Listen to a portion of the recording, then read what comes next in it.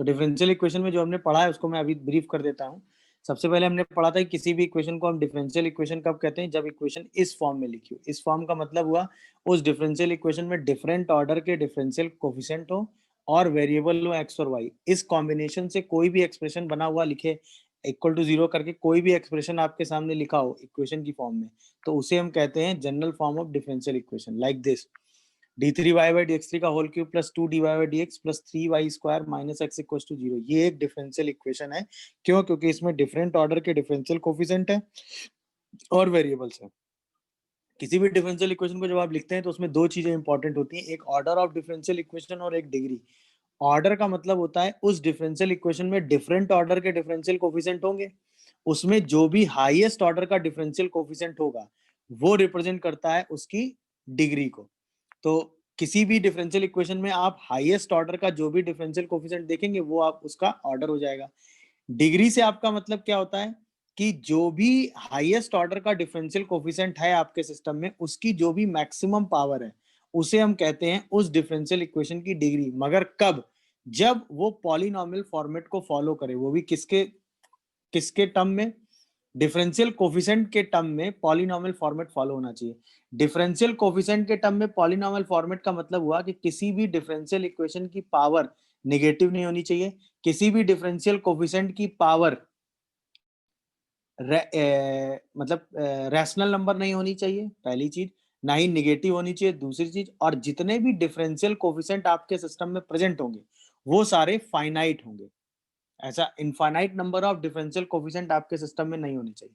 अगर ऐसा नहीं है तो हाईएस्ट ऑर्डर डिफरेंशियल कोफिशिएंट का जो मैक्सिमम पावर होगा वो डिग्री को रिप्रेजेंट करेगा। जैसे इस केस में देखो, हाईएस्ट ऑर्डर 3 है तो यानी ऑर्डर 3 हो गया, और इस 3 ऑर्डर की मैक्सिमम पावर भी 3 है तो डिग्री भी 3 हो गई। दूसरा एग्जांपल मैंने दिया था तो इसमें क्या था, dy by dx, dy by dx की पावर -1 था। सबसे पहले इस -1 को एलिमिनेट करेंगे क्योंकि अभी पॉलिनोमियल फॉर्मेट नहीं है, तो dy by dx से मल्टीप्लाई कर लिया। अब हाईएस्ट ऑर्डर क्या है, 1 है, तो ऑर्डर 1 हो गया और उसकी पावर मैक्सिमम 2 है तो डिग्री 2 हो गई। सेम इसमें आए, इसमें जैसे ही आपने dy by dx लिखा ln x + 1 तो ऑर्डर 1 हो गया और डिग्री कितनी हो गई, 1। इसमें आए, इसमें जैसे ही आपने दोनों साइड लॉग लिया तो dy by dx = ln 1 + d2y by dx2 आ गया। अब ln 1 + x का फॉर्मूला आप ओपन करोगे तो जो डिफरेंशियल कोफिशिएंट है वो फाइनाइट नहीं आ पाएंगे नंबर में। इसका मतलब आप पॉलिनोमियल फॉर्मेट नहीं बना सकते हो। जब पॉलिनोमियल फॉर्मेट बना ही नहीं सकते हो तो डिग्री डिफाइन नहीं कर सकते हो। ऑर्डर तो 2 हो गया क्योंकि सेकंड ऑर्डर हाईएस्ट ऑर्डर है। सेम इसमें देखेंगे तो इसको लिख देंगे d2y by dx2 = sin x + 1। अब इसको तो आप पॉलिनोमियल फॉर्मेट में लिख ही रहे हैं तो ऑर्डर कितना हो गया, 2, और इसकी मैक्सिमम पावर हो गई 1 तो डिग्री हो गई 1। सेम इसमें देखेंगे, जैसे ही साइन लेंगे तो इसका भी डिग्री डिफाइन नहीं होगा क्योंकि पॉलिनोमियल फॉर्मेट नहीं है और ऑर्डर कितना हो गया, 2। इसमें जब आप आएंगे तो पहले तो इस इरेशनल पावर को हटाएंगे, तो इस रैशनल पावर को हटाने के लिए दोनों साइड क्या कर देंगे, बोलिए? दोनों साइड पावर 6 ले लेते हैं। जैसे ही दोनों साइड पावर 6 करेंगे तो ये पावर 9 हो जाएगी, ये पावर 4 हो जाएगी। अब हाईएस्ट ऑर्डर डिफरेंशियल कोफिशिएंट कितना है, d3, तो ऑर्डर 3 हो गया और इसकी मैक्सिमम पावर कितनी आ रही है, 4, तो डिग्री 4 हो गई। क्या ये प्रोसेस और बात सबको समझ में आई? तो किसी भी Yes, sir. डिफरेंशियल आप हमेशा उसका ऑर्डर और डिग्री निकाल के बता सकते हैं। बोलिए भाई। चलिए अभी 4 क्वेश्चन आपके सामने है, चारों क्वेश्चन में जल्दी से आपको ऑर्डर और डिग्री बताना है, क्विक। इन चारों क्वेश्चंस में आपको ऑर्डर और डिग्री बताना है। ऑर्डर एंड डिग्री, हाँ भाई, order and degree, order and degree, order and degree. हाँ भाई, first, what is order and what is degree? First question, what is order and what is degree? बोलो जल्दी। Order 2 है but degree Defined. Not defined. क्यों नहीं है, समझ गए? चलिए Yes, sir. Yes. Function. Second question, what is order? 2, और हाईएस्ट 2. ऑर्डर तो डिग्री कितनी हो गई, 3। समझ रहे होगे सब लोग? Yes, sir. Yes. Third Sir. इसको लिख सकते हैं y = ln of 1 + dy by dx, dy by dx का whole square, dy by dx का होल क्यूब। तो इसको हम क्या लिख सकते हैं, e⁻ dy by dx लिख सकते हो कि नहीं, बताओ? तो क्या ये y = dy by dx लिखा है? Now what is order? 1, and what is degree? 1। क्या सही लिखा है मैंने? अरे बोलो भाई। Yes sir. तो ऑर्डर और डिग्री दोनों डिफाइन हो गए कि नहीं इसमें, बताइए। कोई कंफ्यूजन या डाउट हो तो बोलो। गुड। इसमें बताओ, e to the power d2y by dx2 minus x into d2y by dx2 plus y. What is order? 2. What is degree? What is degree भाई? Not defined. बोलो भाई। ऑर्डर 2 है बट डिग्री आप डिफाइन नहीं कर सकते, क्या ये बात यस सर। सही? Yes sir. क्योंकि आप यस सर, इसको, ई पावर है ना। तो ये डिग्री कभी डिफाइन नहीं होगी क्योंकि ये finite number of differential coefficient नहीं बन पाएंगे, तो आप डिग्री डिफाइन नहीं कर सकते। हाईएस्ट ऑर्डर आपको 2 दिख ही रहा है तो ऑर्डर आप 2 बोल सकते हैं। क्या ये बात सबको समझ में आ गई? किसी को कोई कंफ्यूजन? गुड। अब हम बात करने जा रहे हैं फॉर्मेशन ऑफ डिफरेंशियल इक्वेशन की। अब हम बात करने जा रहे हैं formation, sorry,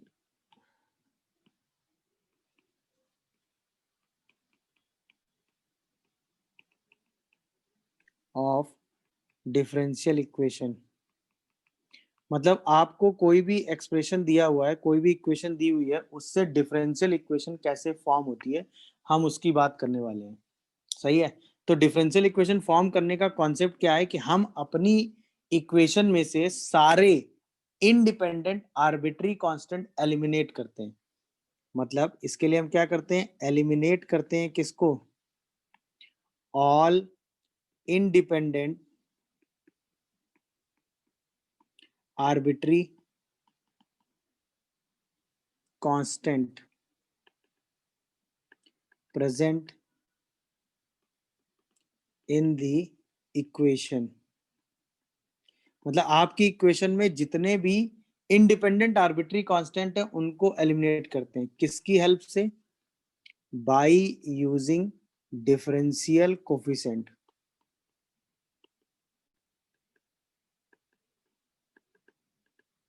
by using differential coefficient. तो हम क्या करते हैं? जितने भी इंडिपेंडेंट आर्बिट्री कांस्टेंट होते हैं उनको एलिमिनेट करते हैं, किसकी हेल्प से? डिफरेंशियल कोफिशिएंट की हेल्प से। तो हमको एक इक्वेशन मिलती है, जिस एक्सप्रेशन को ही हम क्या नाम देते हैं? जिस एक्सप्रेशन को ही हम क्या नाम दे देते हैं भाई? Differential coefficient. मेरी बात समझ में आ रही है कि नहीं सबको? बोलिए। उसी एक्सप्रेशन को आप क्या नाम दे देते हैं? Differential coefficient. तो अब आपके जहन में दो चीजें डेवलप हुई होंगी। What is the meaning of independent arbitrary constant, है कि नहीं? उसका मैं आपको एग्जांपल समझाता हूँ। आपने जैसे आपने एक एक्सप्रेशन लिखा, y is equal to c1 e की पावर c2 प्लस x। ठीक है। आपको इसमें कांस्टेंट कितने दिख रहे हैं? बोलिए। दो, एक C1 और एक C2। बट एक्चुअल में इंडिपेंडेंट कांस्टेंट एक ही है। क्यों? C1 e की पावर C2, ठीक है ना, इंटू e की पावर x होगा। इसको कंबाइन करके हम एक नया कांस्टेंट बना सकते हैं कि नहीं? तो इसमें इंडिपेंडेंट आर्बिट्री कांस्टेंट कितना है? 1। मेरी बात समझे कि नहीं भाई? Yes sir. Yes sir. Yes, sir. Sir repeat कर दीजिए। इंडिपेंडेंट आर्बिट्री कांस्टेंट इसमें कितना आया? 1। इसमें कांस्टेंट आपको दो नजर आ रहे हैं, बट ये कांस्टेंट कंबाइन होकर भाई C1 और C2 की किसी वैल्यू के लिए एक फिक्स ए आएगा ना। बोलिए। तो ये दोनों कंबाइन होकर एक नया कांस्टेंट बना रहे होंगे ना, तो ये एक्सप्रेशन क्या लिखा हुआ है? ए ई की पावर एक्स। तो ये दोनों कांस्टेंट कंबाइन हो जाएंगे और एक नया कांस्टेंट बना देंगे। तो इंडिपेंडेंट आर्बिट्री कांस्टेंट कितने होंगे? एक।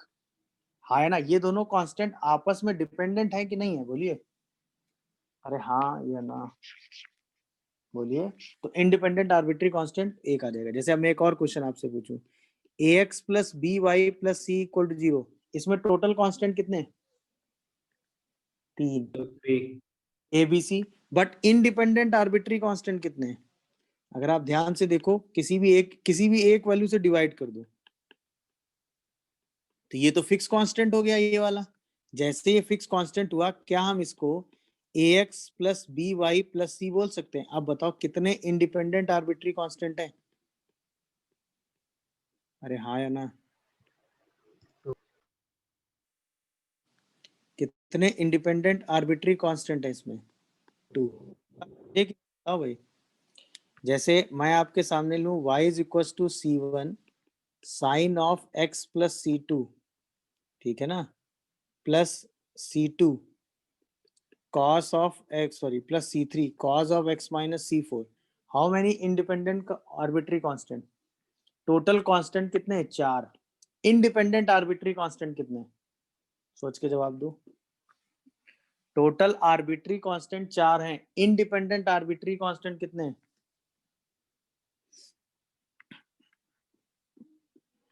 जो कांस्टेंट कंबाइन होके एक नया कांस्टेंट बना सकते हैं, उन सारे कांस्टेंट को कंबाइन करके एक नया कांस्टेंट बना दीजिए। तो बताइए इंडिपेंडेंट आर्बिट्री कांस्टेंट कितने आएंगे?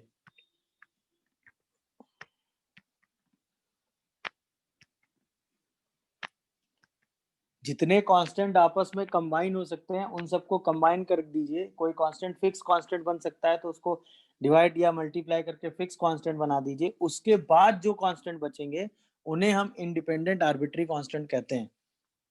सर 2 है। डिफरेंस निकालने के लिए यस आपको सर 2। आर्बिट्री कांस्टेंट काउंट करने पड़ते हैं। तो अगर आप ध्यान से देखो तो C1 इसमें आएगा cos C2 into sine x, समझ रहे होगे, और plus C1 sine C2 into cos x. इसके बाद C3 cos C4 into cos x और plus C3 sine C4 into sine x. तो अगर आप कंबाइन करोगे तो एक पूरा साइन के साथ आ जाएगा और एक पूरा कॉस के साथ आ जाएगा, आया ना। तो टोटल इंडिपेंडेंट आर्बिट्री कांस्टेंट कितने बचे? 2। नहीं समझे मेरी बात? सर सेकंड वाला एग्जांपल है, फिर बता दीजिए। तो टोटल इंडिपेंडेंट आर्बिट्री कांस्टेंट कितने बचे? 2 बच गए। समझ गए कि नहीं भाई, बताइए। Yes, हाँ, sir. यस बारे में क्या बताऊं, बताओ। सर उसमें किसी एक से क्यों डिवाइड किया गया? सीबी से भी डिवाइड कर लो, चॉइस है तुम्हारी। बाकी मतलब एक, ऐसे क्यों किया गया? अरे इंडिपेंडेंट आर्बिट्री कांस्टेंट काउंट करने के लिए किसी एक को आप फिक्स कांस्टेंट बना सकते हो। एट ए टाइम 2 ही कोफिशिएंट वेरिएबल रहेंगे? नहीं, एट ए टाइम आप किसी एक को फिक्स कांस्टेंट बना सकते हो, चॉइस है आपकी। आपने लाइन की इक्वेशन पढ़ी है ना, y equal to m x plus c, इसी फॉर्म में तो है। तो एट ए टाइम कितने इंडिपेंडेंट आर्बिट्री कांस्टेंट होते हैं? 2। क्योंकि एट ए टाइम किसी एक के कोफिशिएंट को तो आप फिक्स कर ही सकते हो ना। नहीं समझे? Yes sir. सर तो हाँ बेटा, सर थर्ड वाले में root under C1 square plus C3 square से डिवाइड मल्टीप्लाई कर देते हैं। Root under C1 square plus C3 square से। क्या होता है ये बताओ ना। उस कांस्टेंट को तो तुम्हें एलिमिनेट करना है ना। हाँ सर 2 ही आ रहे हैं तब भी। नहीं, उससे उतने से डिवाइड करने से क्यों आ गए? हम तो ये काम मैंने तुमको करके दिखाया, वरना तो सीधा दिख रहा है ना कि साइन एक्स के साथ एक कोफिशिएंट आएगा, कॉस एक्स के साथ एक कोफिशिएंट आएगा, तो अल्टीमेटली 2 ही कांस्टेंट आएंगे, खत्म। हम ये सब चीजें में क्यों? ये तो मैंने बाई प्रोसेस तुमको समझाया कि कितने इंडिपेंडेंट आर्बिट्री कांस्टेंट आप निकाल सकते हैं। मेरी बात समझ रहे हो? Yes sir. तो अल्टीमेटली अगर हमें इसको डिफरेंशियल इक्वेशन में इसकी निकालनी होगी तो हम ये वाली इक्वेशन लेके चलेंगे, इससे आराम से हम डिफरेंशियल इक्वेशन निकाल लेंगे, क्योंकि इसमें 2 इंडिपेंडेंट आर्बिट्री कांस्टेंट आ गए। मेरी बात समझ रहे हो कि नहीं? तो यस सर। अब आते हैं, तो हमें क्या करना है? एलिमिनेट करना है इंडिपेंडेंट आर्बिट्री कांस्टेंट को। तो सबसे पहले हम आर्बिट्री कांस्टेंट डिसाइड कर लेंगे और उनको डिफरेंशियल कोफिशिएंट की हेल्प से हमें एलिमिनेट करना है। जैसे वो एलिमिनेट होके इक्वेशन बनाएंगे, वो एलिमिनेट होंगे और एक इक्वेशन हमारे सामने आएगी। उसी इक्वेशन को हम क्या नाम देंगे? Differential equation. क्यों? क्योंकि आर्बिट्री कांस्टेंट को एलिमिनेट करने के लिए हम डिफरेंशियल कोफिशिएंट का यूज करेंगे। अब दूसरी इंपॉर्टेंट बात, जितने इंडिपेंडेंट आर्बिट्री कांस्टेंट हैं हम उतने ऑर्डर का, मैक्सिमम उतने ऑर्डर का डिफरेंशियल कोफिशिएंट यूज करेंगे। यानी हम अपनी इक्वेशन को मैक्सिमम उतनी बार क्या कर सकते हैं? डिफरेंशिएट कर सकते हैं। मेरी बात समझ पा रहे हो कि नहीं? तो जितने इंडिपेंडेंट आर्बिट्री कांस्टेंट हैं, हाँ या ना, हम डिफरेंशियल इक्वेशन बनाने के लिए अपनी इक्वेशन को उतनी बार डिफरेंशिएट कर सकते हैं। तो इसका मतलब number of independent arbitrary constant सीधा सीधा किससे रिलेट करता है? ऑर्डर ऑफ डिफरेंशियल इक्वेशन से। क्या ये बात समझ पाए कि नहीं? It means number of independent arbitrary constant present in function, ठीक है ना, is equal to order of formed differential equation। मतलब उस फंक्शन की जो भी डिफरेंशियल इक्वेशन बनेगी उसका order number of independent arbitrary constant के बराबर होगा जो उस क्वेश्चन में प्रेजेंट होंगे। क्यों? क्योंकि हमको उसी को एलिमिनेट करना पड़ेगा, तभी हम एलिमिनेट करके वो इक्वेशन बना पाएंगे। ये बात समझ में आई? तो अगर हमको सीधा एक फंक्शन देकर पूछ ले कि इसमें इस फंक्शन का ऑर्डर क्या होगा, तो हम उसके लिए डिफरेंशियल इक्वेशन नहीं निकालेंगे, सिर्फ क्या काउंट करेंगे, उसमें प्रेजेंट क्या काउंट करेंगे बताओ? उसमें प्रेजेंट इंडिपेंडेंट आर्बिट्री कांस्टेंट। क्यों? क्योंकि वही उसका क्या होगा, ऑर्डर। मेरी बात समझ में आ रही है कि नहीं भाई? वही उसका क्या होगा, ऑर्डर। तो जितने number of independent arbitrary constant आपके सिस्टम में प्रेजेंट हैं, मेरी बात क्लियर हो रही है, वही नंबर उस डिफरेंशियल इक्वेशन के ऑर्डर को रिप्रेजेंट करता है। अब चलिए इस चीज को हम एग्जांपल से समझते हैं कि ऐसा क्यों। जैसे देखिए, मान लीजिए आपकी इक्वेशन आती है y equal to mx plus c. कितने डिफरेंशियल कोफिशिएंट हैं इसमें, सॉरी कितने इंडिपेंडेंट आर्बिट्री कांस्टेंट है, 2। अब हम डिफरेंशियल इक्वेशन बनाते हैं। हमने पहली बार डिफरेंशिएट किया m बचा, दोबारा डिफरेंशिएट किया तो 0 आ गया। यही हमारी डिफरेंशियल इक्वेशन आ गई कि नहीं? बोलिए हाँ या ना। तो इसका मतलब इसका ऑर्डर कितना आ गया, 2। तो जब आप किसी इक्वेशन, किसी फंक्शन की डिफरेंशियल इक्वेशन बनाते हैं तो एक तरीका तो ये हुआ कि आप उसको उतनी बार डिफरेंशिएट कर दो, तो हो सकता है कि सारे आर्बिट्री कांस्टेंट एलिमिनेट होके एक कांस्टेंट वैल्यू में आ जाए, वही आपकी डिफरेंशियल इक्वेशन हो गई। एक तरीका। दूसरा तरीका देखो, जैसे y equal to a sin x plus b cos x है, इसकी हमें डिफरेंशियल इक्वेशन बनानी है। तो कितने इंडिपेंडेंट आर्बिट्री कांस्टेंट हैं, 2। तो हमें कितनी बार मैक्सिमम डिफरेंशिएट करना पड़ेगा, 2 बार। तो हमने निकाला dy बाई dx, तो आ गया a cos x minus b sin x। फिर हमने निकाला तो d2y by dx2 is equal to minus a sin x minus b cos x। तो ये वही चीज y आ गई कि नहीं आ गई? तो इसका मतलब d2y by dx2 plus y equal to 0। सारे कांस्टेंट एलिमिनेट हो गए, हाँ या ना? और हमारे सामने क्या इक्वेशन बन के आ गई, डिफरेंशियल इक्वेशन आ गई। तो यानी अभी भी हमने कितनी बार डिफरेंशिएट किया इसको, 2 बार। तो दूसरा तरीका ये हो सकता है कि आप उसको डिफरेंशिएट करते जा रहे हैं तो वही एक्सप्रेशन y आ गया, मैक्सिमम जितनी बार हमको डिफरेंशिएट करना है नंबर ऑफ आर्बिट्री टर्म के, और सीधा a और b एलिमिनेट होके हमारी डिफरेंशियल इक्वेशन फॉर्म हो गई। क्या है दोनों मेथड सबको समझ में आए, बताओ? Yes, sir. Yes, sir. Yes, sir. तीसरी सिचुएशन हो सकती है जैसे ax square plus by square equal to 1 दिया हुआ है। देख लो भाई, ax square plus by square, और आसानी से मैं कर देता हूँ, मान लो यहाँ c दिया होता, 1 तो मैंने आपको समझाने के लिए दे दिया, मान लो यहाँ c दिया होता। मेरा पहला सवाल, कितने इंडिपेंडेंट आर्बिट्री कांस्टेंट हैं? No. 2। ये तीनों कांस्टेंट एलिमिनेट होके एक एक्सप्रेशन बना देंगे ना, ax square plus by square equal to some constant 1। बोलो भाई, अरे हाँ या ना? Yes, sir. Yes sir. Yes, sir. Independent arbitrary constant है, 2. समझ गए सब लोग कि नहीं?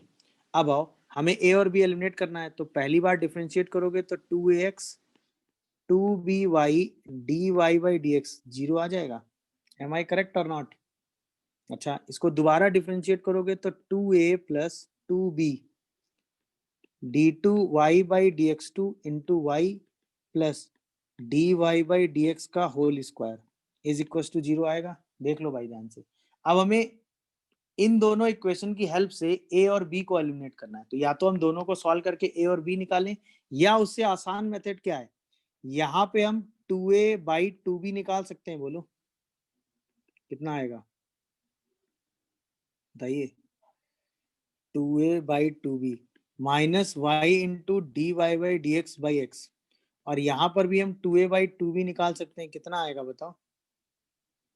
Minus y into d two y by d x two plus d y by d x का होल स्क्वायर। देख लो सही लिख रहा हूं मैं, हाँ है ना। दोनों को हम क्या कर सकते हैं, इक्वल। तो हमारी डिफरेंशियल इक्वेशन क्या फॉर्म होके आ गई बताओ, y into d y by d x by x is equal to y into d two y by d x two plus d y by d x का whole square. क्या ये method सबको समझ में आया, ये बताओ।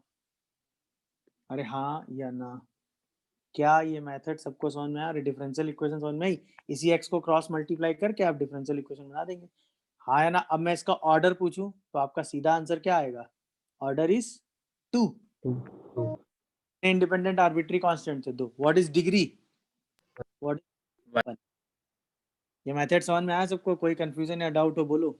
चलिए, yes sir इसको सॉल्व करने की चौथी और आखिरी पॉसिबिलिटी हो सकती है, जैसे y हमारे सामने इक्वेशन है a e की पावर x, ठीक है, और प्लस बी ई की पावर माइनस एक्स। चलो पहले तो इसकी डिफरेंशियल इक्वेशन आप ही निकालो, क्या आएगी बताओ। कितने इंडिपेंडेंट आर्बिट्री कांस्टेंट हैं, 2। क्या आएगी differential equation, find differential equation बोलिए।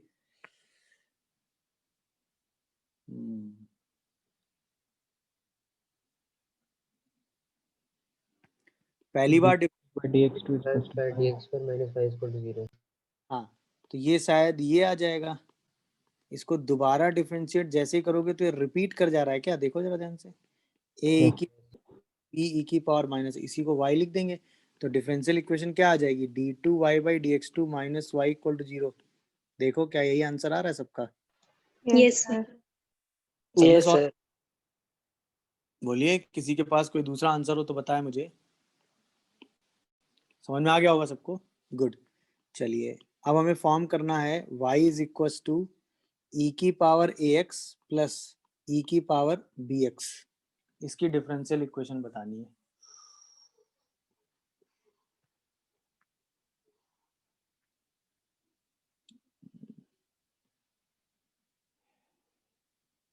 या और आसान करते हैं, देखो ए ई की पावर एक्स, ठीक है, प्लस बी ई की पावर 2x, इसकी बताओ। ये थोड़ा ज्यादा स्टैंडर्ड है।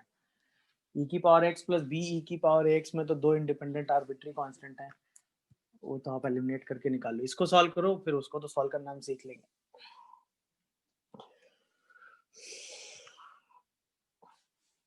हाँ भाई, कितने इंडिपेंडेंट आर्बिट्री कांस्टेंट है, 2। कितने हैं भाई, 2। दोनों को एलिमिनेट करके आपको इक्वेशन सॉल्व करनी है, करिए जरा।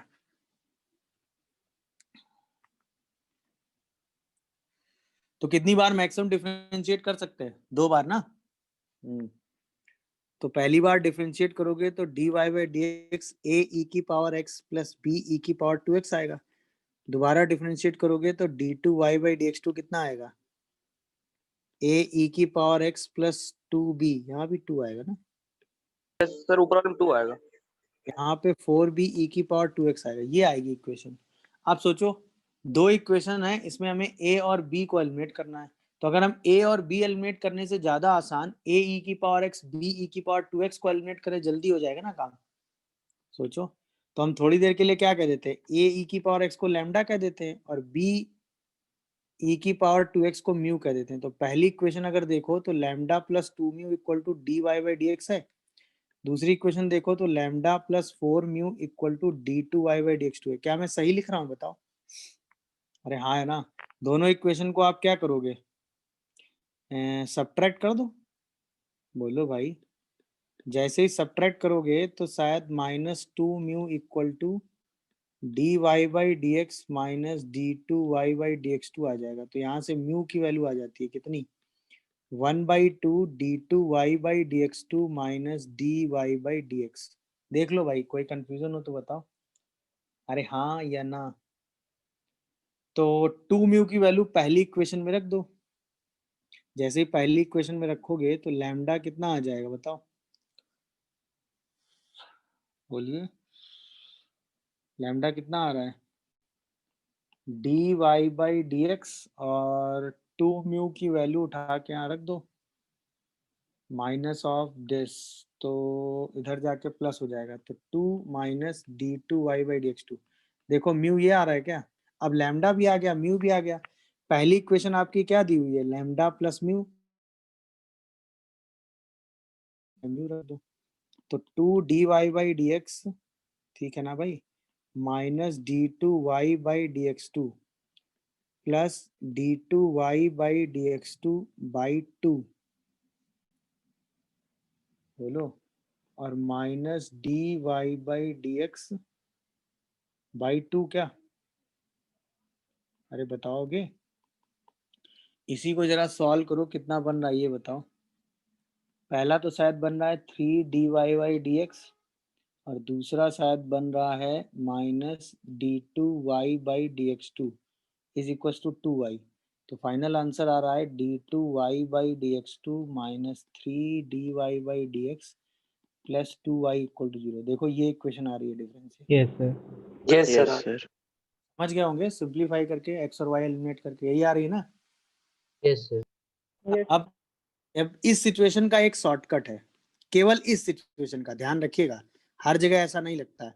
अगर आपकी डिफरेंशियल इक्वेशन e की पावर अल्फा एक्स ए प्लस बी ई की पावर मतलब बीटा एक्स हो, और अल्फा और बीटा क्या हो, फिक्स कांस्टेंट हो, कैसे हो भाई, फिक्स कांस्टेंट हो, वो आर्बिट्री कांस्टेंट ना हो, तब इसकी जो डिफरेंशियल इक्वेशन बनती है, कितने हैं, दो कांस्टेंट हैं, तो d2y/dx2 minus sum of root alpha plus beta into dy/dx plus product into y is equal to 0।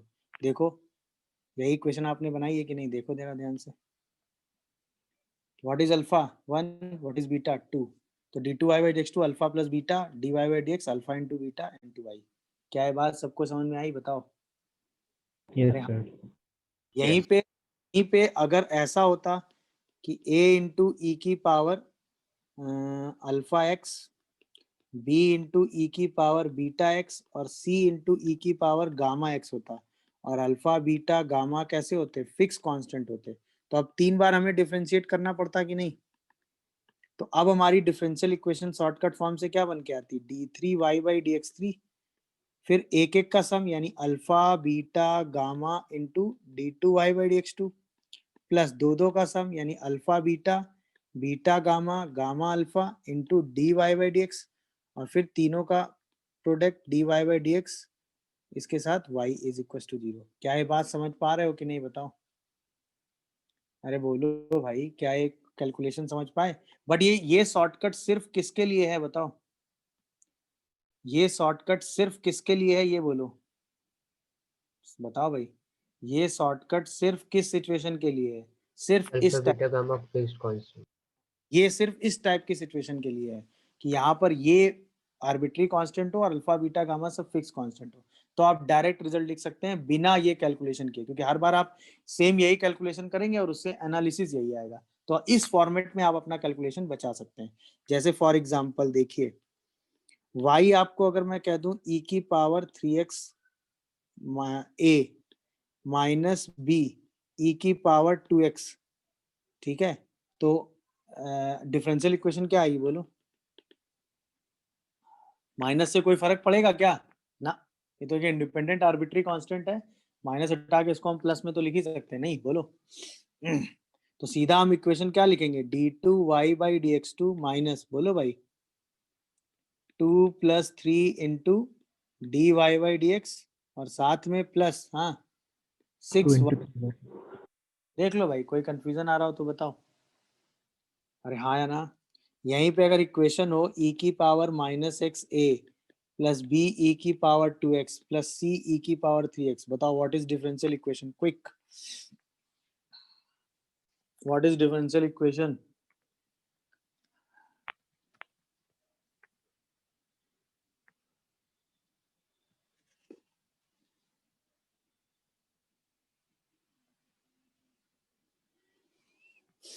क्या लिखोगे, d3y/dx3 minus 1 plus 2 plus 3 into d2y/dx2 plus -1 into 2 -2 2 into 3 6 3 into -1 -3 into dy/dx, फिर -6 इंटू y इक्वल टू 0। तो final answer क्या आएगा?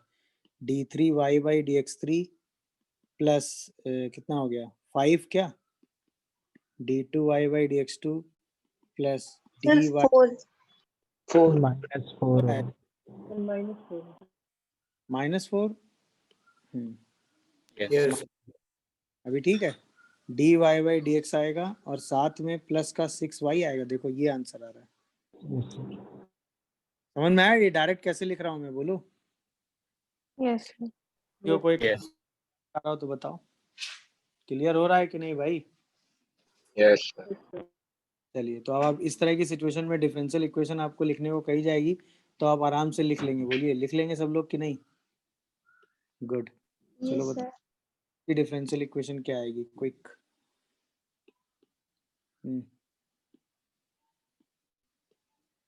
गलत नहीं होना चाहिए आंसर।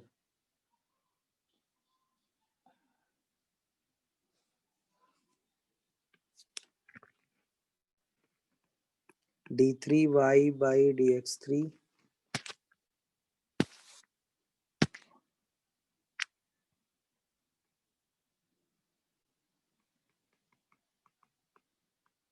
d2y/dx2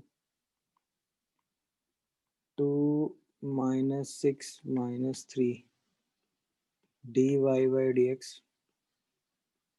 -6y equal 0। यही आ रही, देखो d3y/dx3 -7 dy/dx plus 6y equal to 0। क्या ये आंसर आ रहा है? Yes, yes, sir. Yes, sir. अभी लोग चेक करके बताओ क्या ये आंसर आ रहा है, नहीं आ रहा है? डन है भाई। तो अब ऐसी सिचुएशन में आप डिफरेंशियल इक्वेशन सॉल्व करके आर्बिट्री कांस्टेंट, या तो आपको कांस्टेंट एलिमिनेट करने पड़ेंगे ऐसे मेथड लगा के, इक्वेशन बना के अलग अलग, या फिर आप क्या करोगे, सीधा रेशियो लगा के वो कांस्टेंट एलिमिनेट कर दोगे, या डिफरेंशिएशन लगा सकते हो, या फिर एक बार डिफरेंशिएट करते जाओगे तो वही कांस्टेंट आ जाएगा, है कि नहीं?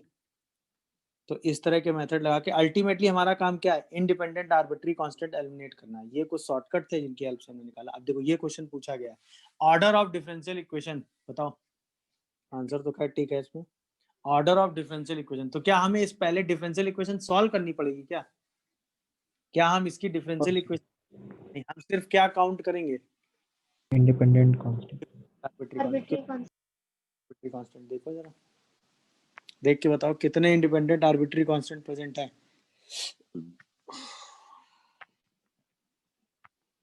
वैसे तो कांस्टेंट 5 है कि नहीं, बट इंडिपेंडेंट आर्बिट्री कांस्टेंट कितने, ये आपको बताना है।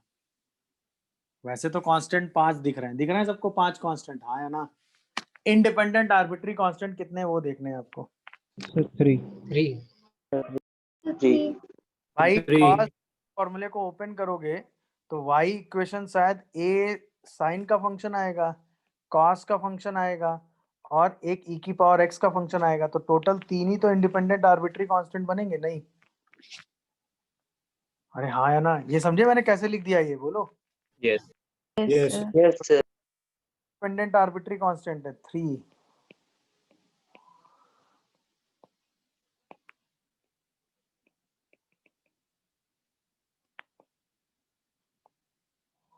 अरे हाँ या ना? समझ गए होगे सब लोग। तो आंसर 3 आ गया। क्लियर हुआ कि नहीं? कोई किसी को डाउट? एक सेकेंड, चलिए इसका आंसर बताइए। Order of differential equation,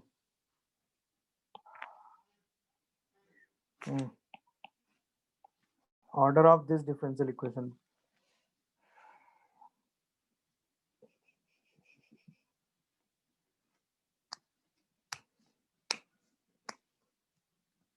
Sir 2. So 1. 1. 1. Sir 1. 1 2 Yes. Yes, sir. 1. E power x minus. 1 या 2? तो 1 1. 1. ये इक्वेशन लिखी हुई y इंटू ए ई की पावर x। देख लो अगर ध्यान से देखोगे तो, हाँ या ना? Yes. कांस्टेंट 4 है बट इंडिपेंडेंट कांस्टेंट एक ही है, c1 plus c2 plus c3 ई की पावर c4। ये पूरा मिला के एक कांस्टेंट बन गया, दिखा क्या? तो टोटल इंडिपेंडेंट आर्बिट्री कांस्टेंट कितने हैं? 1। तो ऑर्डर कितना हो गया इसका? 1। क्या ये बात सबको समझ में आई भाई? बोलिए। Yes. Yes, sir. Arbitrary constant है उतना ही ऑर्डर हो गया, तो इसका मतलब ऑर्डर कितना आ गया? 1। तो यानी फर्स्ट ऑर्डर होगा ये। क्लियर हो रहा है कि नहीं बताओ? कोई कंफ्यूजन हो तो बोलो। चलिए अब एक क्वेश्चन और अब सॉल्व करेंगे। Find differential equation for y is equal to a sin x plus b cos x plus c e की पावर x। इसके लिए आपको डिफरेंशियल इक्वेशन बतानी है, यही ऊपर वाली। ऑर्डर तो 3 आएगा, ये तो आपने निकाल लिया। अब डिफरेंशियल इक्वेशन क्या आएगी ये बताओ। तो आपको dy by d x, d two y by d x two और d three y by d x three की हेल्प से आपको अपने कांस्टेंट ए बी सी को एलिमिनेट करना है। ये है प्रोसेस। चलिए लगाइए दिमाग। एम समझ में आ गया ना? आपको ए बी सी को एलिमिनेट करना है d y by d x, d two y by d x two, d three y by d x three के टर्म में। अगर सिर्फ इतना लिखा होता तो इसका तो आप सॉल्व कर ही चुके हैं, हाँ या ना? e की पावर x आता है तो क्या करते हैं, ये भी आप सॉल्व कर चुके हैं। तो बाकी दिमाग लगाइए, दोनों का मिक्स कॉन्सेप्ट है।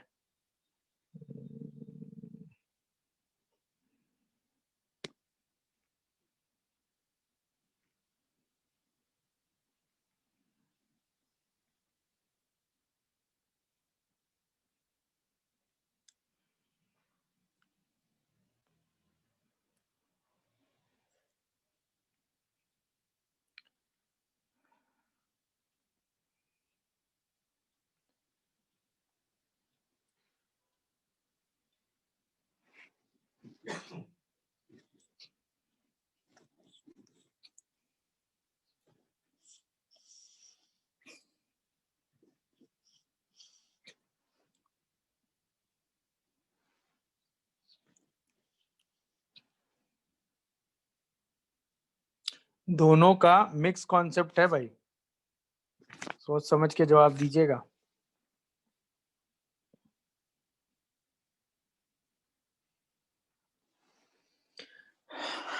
तो आपने प्रोसेस शुरू किया तो d y by d x क्या आया? A cos x minus b sine x plus c e की पावर एक्स। देखो सही लिखा है। D two y by d x two क्या आया? Minus a sine x plus sorry minus b cos x plus c e की power x. D three y by d x three maximum 3 बार तो जाना ही है, minus a cos x plus b sine x plus c e की power x. तो sign और कर सकते हैं। साइन और कॉस तो आपस में हैं, तो हम क्या करें, थर्ड को ऐड कर दें। मान लेते हैं ये इक्वेशन है, ये सेकंड इक्वेशन है, ये थर्ड इक्वेशन है और ये फोर्थ इक्वेशन है। तो फर्स्ट और सेकंड में साइन, फर्स्ट और थर्ड में साइन वाले टर्म सेम आ रहे हैं और सेकंड और फोर्थ में ये वाले टर्म सेम आ रहे हैं, तो हम इसी को सेम करके इसकी वैल्यू निकाल लेते हैं हर बार। अरे हाँ या ना बोलो। तो अगर हम फर्स्ट और सेकंड को ऐड कर दें तो क्या होगा बताओ? फर्स्ट और सेकंड थर्ड को ऐड कर दो, बोलो। जैसे ही फर्स्ट और थर्ड को ऐड करोगे तो यहाँ से रिजल्ट क्या आएगा? 2c e की power x is equal to, बोलो भाई, d y by d x plus d two y by d x two. क्या ये बात सबको समझ में आ रही है? ये बताओ। Sir y plus d two y by d x. अच्छा हाँ sorry, y plus d two y by d x two. अभी ठीक है। Yes sir. सेकंड और फोर्थ को ऐड करोगे तो भी सब कैंसिल हो जाएगा और 2c e की पावर x की वैल्यू क्या आ जाएगी? D y by d x plus d three y by d x three. क्या मैं सही बोल रहा हूँ ये बताओ? Yes. बोलो भाई, दोनों को बराबर कर दो। तो y plus d two y by d x two is equal to d y by d x plus d three y by d x three. यही आपकी डिफरेंशियल इक्वेशन आ गई। ऑर्डर Yes, डिग्री 1 आ रही है।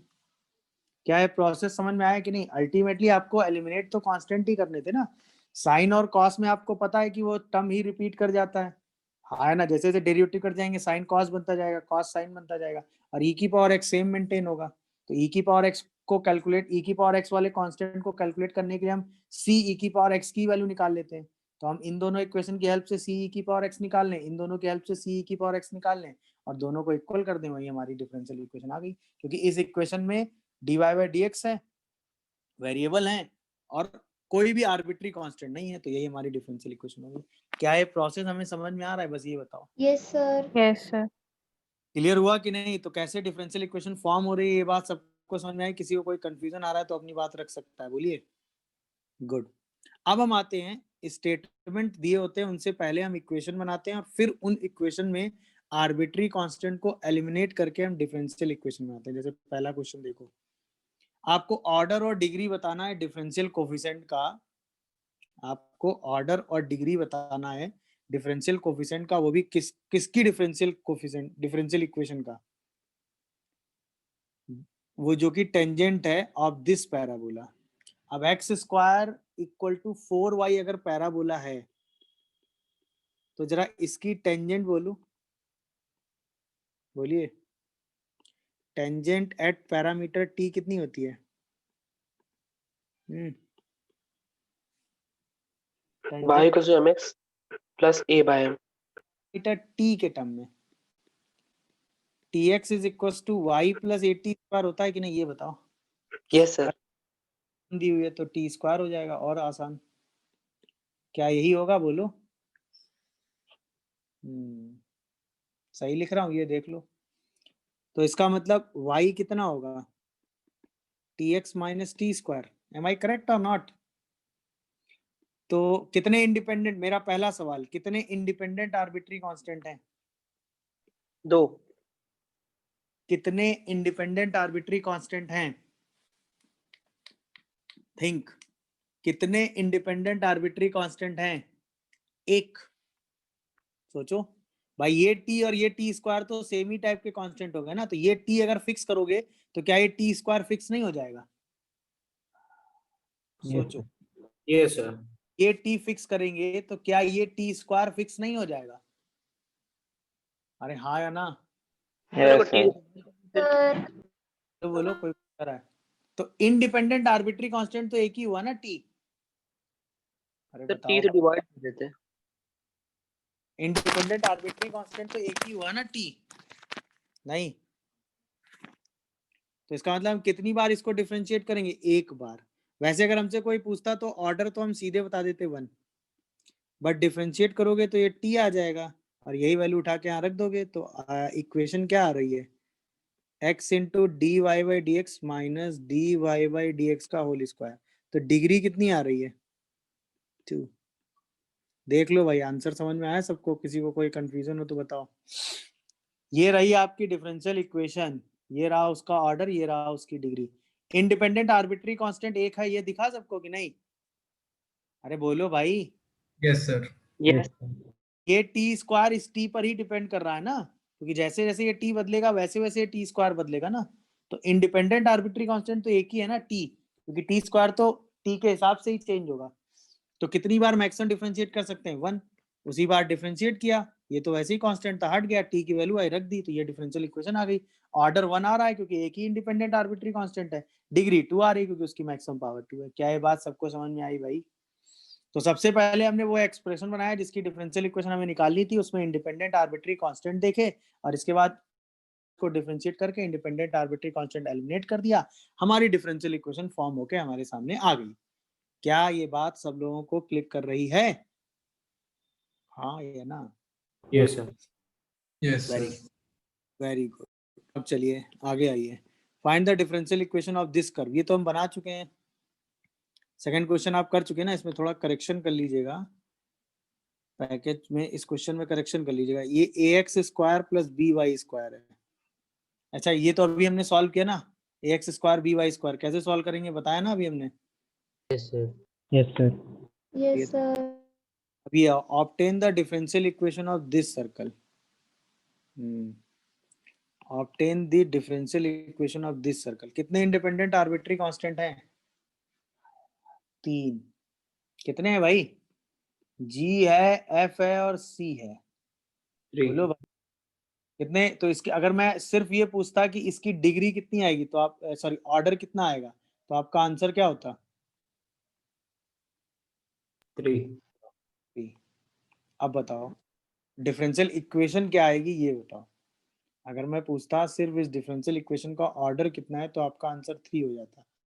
गुड, क्योंकि कितने independent arbitrary constant थे? 3।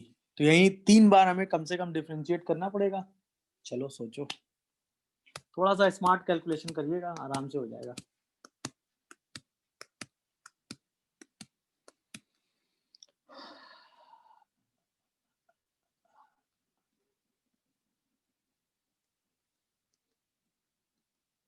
Sir हम्म। Sir इसमें भी सी से डिवाइड कर देते, सी वाला 1 हो जाता। बेटा सी से डिवाइड करोगे तो यहाँ 1/c, यहाँ 1/c नहीं आएगा, तो ये कांस्टेंट बचेगा कि नहीं? नहीं बोलो हाँ या ना? Yes sir. तो फिर इंडिपेंडेंट आर्बिट्री कांस्टेंट तो 3 ही होंगे ना।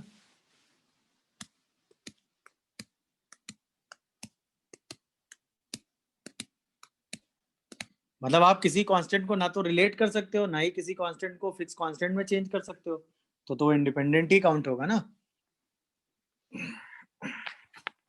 इसको सॉल्व करने में थोड़ा सा स्मार्टनेस है। देखो पहली बार डिफरेंशिएट करोगे तो 2x + 2y into d y by d x plus 2g plus 2f d y by d x equal to 0। यहाँ तक पहुंच गए होगे सब लोग? अरे हाँ या ना? Yes. इसमें 2 हटा दिया होगा, फिर से डिफरेंशिएट कर दो, 2 से डिवाइड करके फिर डिफरेंशिएट कर दो, तो 1 plus d y by d x का whole square plus y into d two y by d x two plus f into d two y by d x two equal to 0। यहाँ तक आ गए कि नहीं ये बताओ? अरे हाँ या ना? यहाँ तक पहुंच गए कि यस नहीं? सर। Yes sir. अब यहाँ पे एक कांस्टेंट ही बचा है f, तो आप डिफरेंशिएट करने से पहले इसी कांस्टेंट f की वैल्यू ही निकाल लो। तो इस कांस्टेंट f की वैल्यू क्या आ जाएगी? y into d two y by d x two plus d y by d x का whole square plus 1 whole divided by d two y by d x two. क्या कहते हो? अरे हाँ या ना? और अब इस इक्वेशन को ही फिर से क्या कर दो, डिफरेंशिएट, तो ये f हट जाएगा। अरे बोलो भाई, नहीं समझे बात? Yes sir. तो अब सीधा डिफरेंशियल इक्वेशन हट गया। अरे हाँ या ना? भाई अगली बार डिफरेंशिएट करते, फिर दोनों को सब्ट्रैक्ट करके y निकालते, y रखते, g निकालते, फिर वो सब्स्टिट्यूट करते, तो उससे बेटर क्या है, सीधा अब भाई बाकी सब तो कहीं कांस्टेंट आ ही नहीं रहा, एक ही आर्बिट्री कांस्टेंट आ रहा है, उसी आर्बिट्री कांस्टेंट की वैल्यू निकाल ली हमने और इसी इक्वेशन को हमने उठा के क्या कर दिया, डिफरेंशिएट कर दिया। क्या कहते हो? अब तो जैसे ही डिफरेंशिएट करोगे देखो आंसर आ जाएगा, d2y by d x two into, इसको डिफरेंशिएट करो क्या आएगा, y into d three y by d x three plus d two y by d x two into d y by d x plus 2 d y by d x into d two y by d x two bracket close minus y into d two y by d x two plus d y by d x का whole square plus 1 और into d three y by d x three equal to 0। इसी को solve कर लीजिएगा, यही आपकी differential equation आ जाएगी। बस इसको थोड़ा मल्टीप्लाई करके सॉल्व करना है आपको, बस और कुछ नहीं। कर लेंगे कि नहीं बताओ भाई? Yes sir. इसी को मल्टीप्लाई करके थोड़ा सॉल्व कर लीजिएगा, कुछ चीजें कैंसिल होंगी, बाकी बच्चे वैसे आंसर आ जाएगा। अरे हाँ या ना बोलो? जैसे ये वाला टर्म कैंसिल हो रहा है कि नहीं बताओ? और एक d y by d x शायद पूरे से कॉमन आ रहा है क्या? नहीं आ रहा है। सर पहले ब्रैकेट में 2 टर्म्स ऐड हो जाएंगे। पहले ब्रैकेट में दोनों टर्म्स ऐड होके 3 टाइम्स बन जाएगा ना? Yes sir. और ये दोनों तो कैंसिल ही हो जाएंगे, यहाँ से सिंप्लीफाई हो जाएगा। फाइनल आंसर लिखें क्या? लिख लोगे वैसे? बोलो तो लिख दे। हाँ सर आ गया। लिख लोगे तो ये शायद आ जाता है 3 dy/dx इंटू d2y/dx2 का होल स्क्वायर। देखो ध्यान से, माइनस d3y/dx3 या इक्वल टू कर लो इंटू 1 प्लस dy/dx का होल स्क्वायर। देखो ये आंसर है। चलो तो थोड़ा सिंप्लीफाई करना था, कर लेंगे ना, बताओ। सर वहाँ सिर्फ dy/dx है इसमें। सिर्फ dy/dx का स्क्वायर कहाँ पे? हाँ सर अब ब्रैकेट कंफ्यूज है। प्लस dy/dx का होल स्क्वायर, ये पूरा बचेगा ना। हाँ यस सर। समझ गया कि नहीं प्रोसेस? तो इसमें भी एक चीज सीखने वाली थी कि हमने देखा कि यहाँ पे सिर्फ एक ही कांस्टेंट बच रहा है, उसकी वैल्यू अलग निकाल के हमने पूरी इक्वेशन को डिफरेंशिएट कर दिया। ऐसा भी करते हैं। मेरी बात समझ में आ रही है कि नहीं, बताओ। तो ये भी Yes, चीज sir. है। Yes, तो sir. चलिए आगे बढ़िए जरा। Find the differential equation of family of the circle जिनका सेंटर एक्स एक्सिस पे लाई करता है। तो पहले तो उस फैमिली ऑफ सर्कल की जनरल इक्वेशन लिखो, फिर उसमें इंडिपेंडेंट आर्बिट्री कांस्टेंट काउंट करो, फिर उनको एलिमिनेट करके आंसर लिख दो।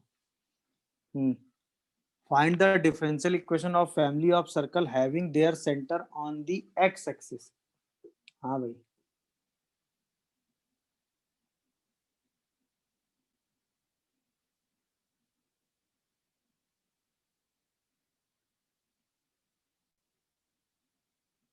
हाँ भाई, एक्स एक्सिस में अगर उसका सेंटर लाई कर रहा है तो इसका मतलब y का कोफिशिएंट उसमें नहीं होगा, यानी उसकी जनरल इक्वेशन क्या होगी? X square plus y square plus 2gx plus c equal to 0। क्या मैं गलत बोल रहा हूँ, बताओ।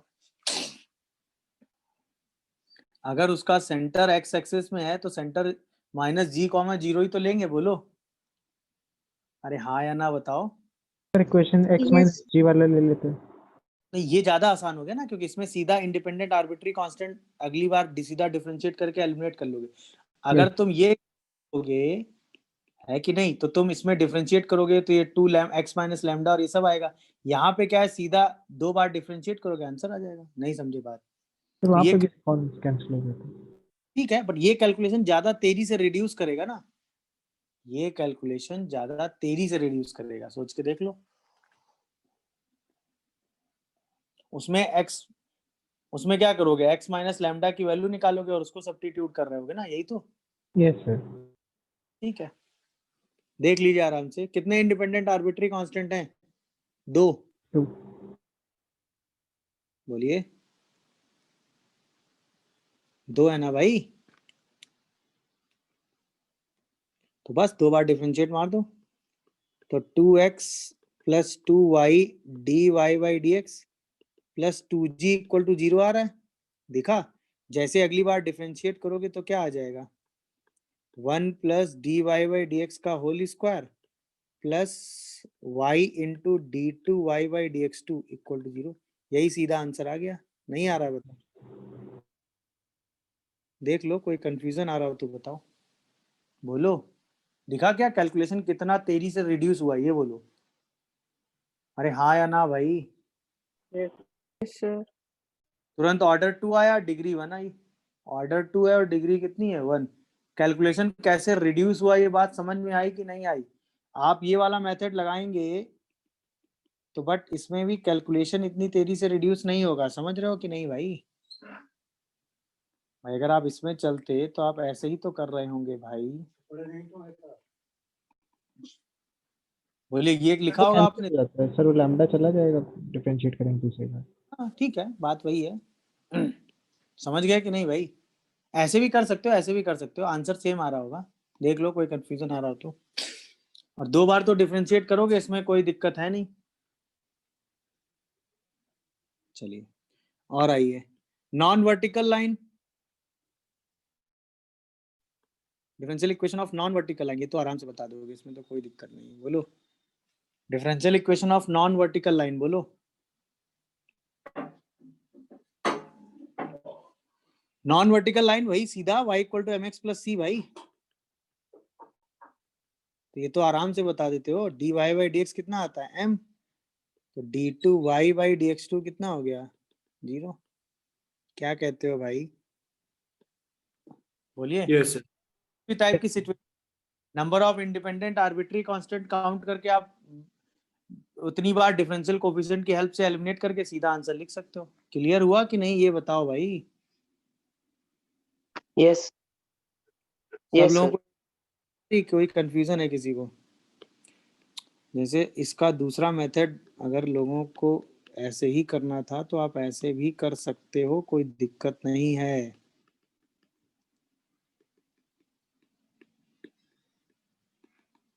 यहाँ से भी सेम चीज आएगी कि नहीं आएगी बताओ।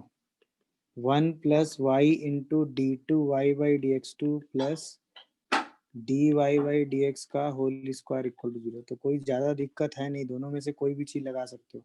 Centre lambda comma 0, radius r मान के सर्किल लिख लो या सीधे सर्किल की जनरल इक्वेशन लिख दो, दोनों बातें सेम है, कहीं कोई दिक्कत नहीं है। तो अब कोई भी किसी भी टाइप की एक्सप्रेशन दी हो, जितने मेथड मैंने बताए उनमें से किसी एक मेथड को लगा के आप आराम से डिफरेंशियल इक्वेशन फॉर्म करेंगे और इसके बाद उसको एलिमिनेट करके उसकी डिफरेंशियल इक्वेशन बना लेंगे। क्या यहाँ तक सबको बोली गई बात समझ में आ रही है? किसी को कोई Yes, कंफ्यूजन sir. है मुझे? Yes, sir. चलिए डन। तो इसके आगे हम लोग नेक्स्ट क्लास में